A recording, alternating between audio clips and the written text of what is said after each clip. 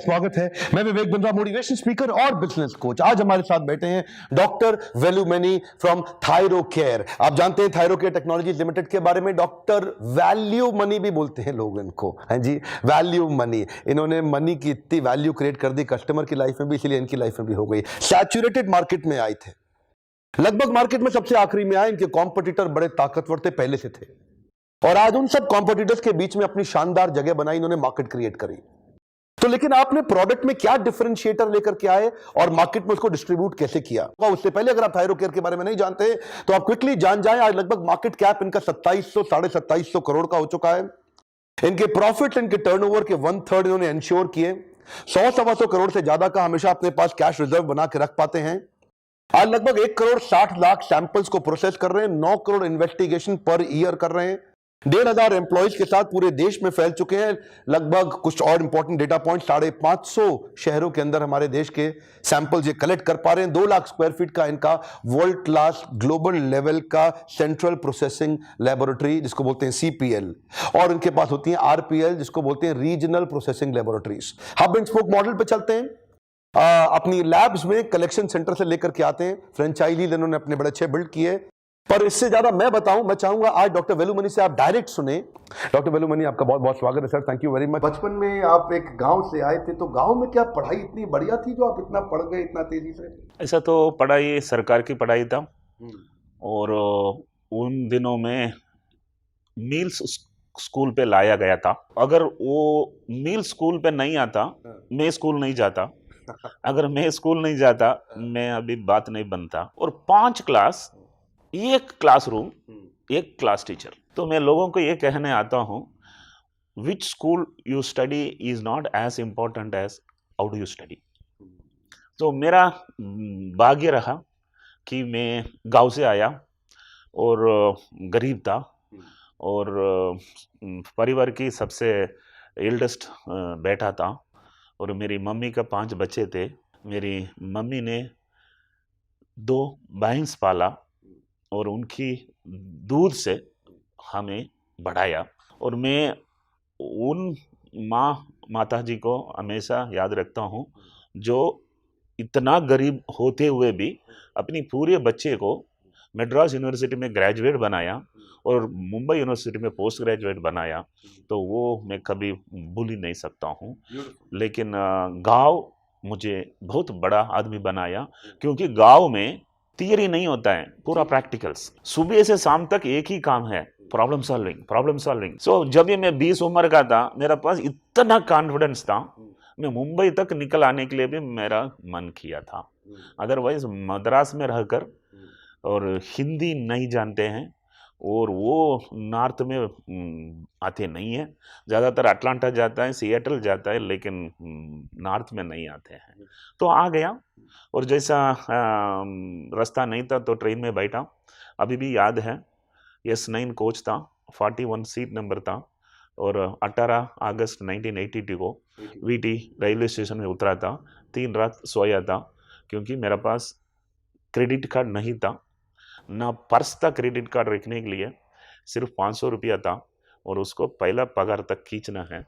तो वहाँ से मेरा मुंबई का लाइफ चालू हुआ था। सरकारी नौकरी मिला तो मैं जल्दी नहीं छोड़ा, 15 साल उधर टिका, क्योंकि मेरा सिर्फ BSc था, और अच्छा हुआ था वो नौकरी में भी मुझे पढ़ाई करने के लिए अनुमति मिला।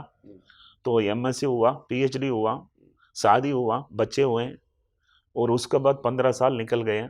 तो मुझे ऐसा लगा कि am I doing right thing, या ये सवाल पूछा कि जीने आया या जीतने आया। जीना तो कोयम्बतूर में जी सकता था, मुंबई तक आ गया तो जीतना है।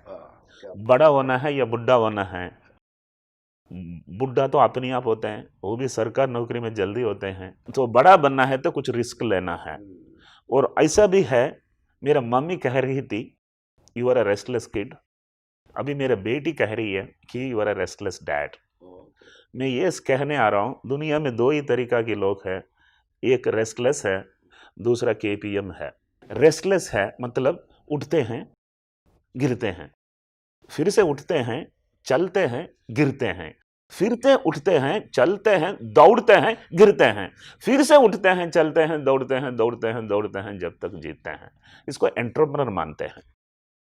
दूसरा कैटेगरी केपीएम है, खाया पिया मर गया, बस जिंदगी में और कुछ किया नहीं है, जो पगार मिला उसमें अपना जिंदगी बीता, डेट ऑफ डेथ आ गया, निकल चुके। ऐसा तो और एक भी कहावत है तमिल में, उसको मैं ट्रांसलेट करके हिंदी में बता रहा हूँ। एक लंबा बाल खींचो, उसमें एक नाट बांधो, एक पहाड़ के ऊपर डालो, खींचो, आया तो पहाड़, गया तो बाल। तो रिस्क लेना बहुत इंपॉर्टेंट है। तो मन किया चलो गवर्नमेंट नौकरी बहुत हो गया, कुछ ना कुछ करना है, तो मैंने रिस्क लिया। मैंने रिस्क इसीलिए लिया कि मेरा पत्नी बैंक में काम करती थी, एक पगार में परिवार चल जाएगा, दूसरी सैलरी का क्या जरूरत है। लेकिन मैंने डिसीजन मेरा बीवी से पूछ के नहीं लिया, खुद ले लिया। उसके कारण मेरा बीवी को गुस्सा आया, उसने बोला अगर तू नहीं जाएगा तो मैं भी कल से ड्यूटी पर नहीं जाएगी। माइंड यू, दोनों एक ही दिन नौकरी छोड़ा। इसीलिए मेरा जो स्टोरी है उसको एक टाइटल होता है रोमांस विथ रिस्क। जितना बड़ा रिस्क आप रोमांस करते हो उतना बड़ा एक रिवॉर्ड आपको मिलते हैं। Without risking you just can never achieve. तो लाइफ आपकी बड़ी इंस्पिरेशनल रही, लेकिन सर ये थायराइड ही क्यों शुरू किया आपने?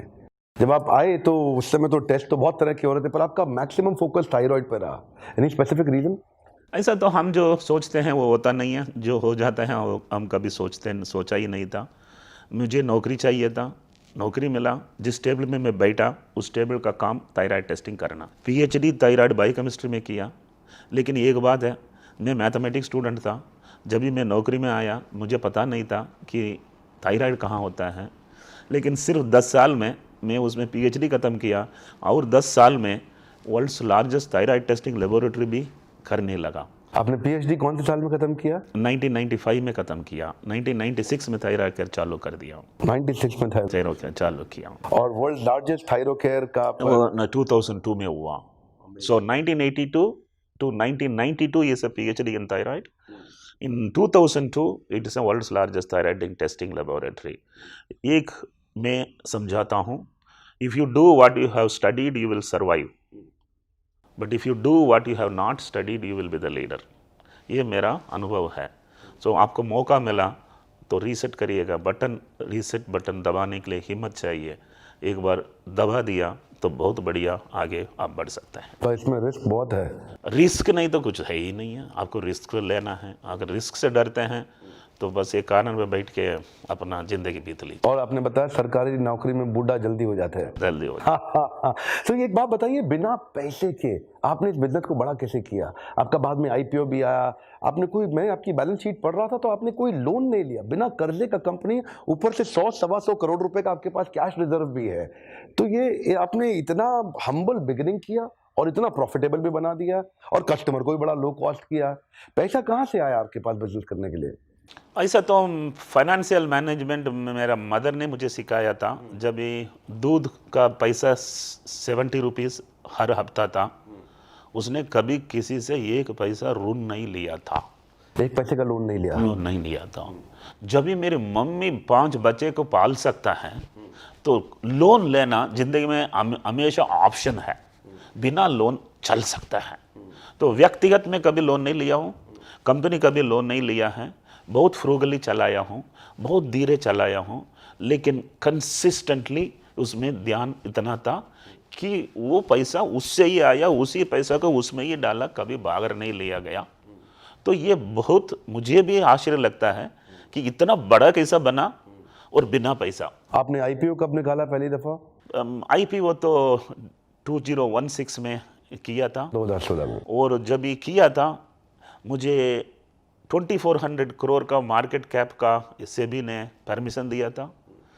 लेकिन जब ये मेरा आईपीओ 75 टाइम्स सब्सक्राइब हो गया, तभी मुझे पता चला कि मेरा कंपनी और मेरा ब्रांड बहुत बढ़िया है, क्योंकि इतना ज़बरदस्त सब्सक्रिप्शन होएगा करके मैं कभी सोचा भी नहीं था।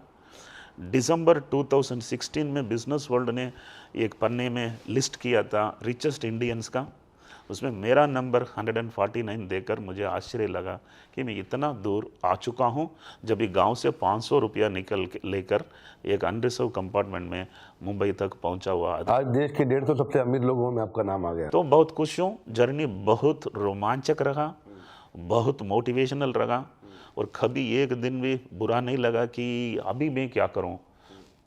कभी हिम्मत नहीं छोड़ा, कभी हिम्मत नहीं छोड़ा। लेकिन मैं ये कहने आ रहा हूँ, मुंबई में जिसके पास पैसा होता है वो ज़्यादा पैसा नहीं बना सकता है। जिसका पास स्टामिना होता है he can make tons of money. ओ, जिसके पास पैसा नहीं कमाएगा, जिसके पास स्टैमिना है, वो ही पैसा कमा। स्टैमिना मतलब हार से लड़ने के लिए स्टैमिना, बाउंस बैक करने का स्टैमिना। स्टैमिना मतलब किसी भी सिचुएशन में you will not give up. दौड़ेगा जब तक जीतेगा, बीच में नहीं बैठेगा। That stamina. जीने नहीं आया, जीतने आया। जीने नहीं आया हूँ, जीतने आया हूँ। आपका सर लाइफ एक बहुत बड़ी इंस्पिरेशन है। बचपन में माँ बाप साथ में लंबे समय तक नहीं रह पाए, आज आपकी धर्मपत्नी साथ में नहीं है, and you are standing really strong. We have our best prayers thank you very much for you, with you always. पर एक बात है सर, इनकी पर्सनल जर्नी जितनी इंस्पिरेशनल है, इनकी बिजनेस जर्नी उससे भी ज्यादा इंस्पिरेशनल और पावरफुल है। इनकी बिजनेस स्ट्रैटेजीज बहुत शक्तिशाली हैं।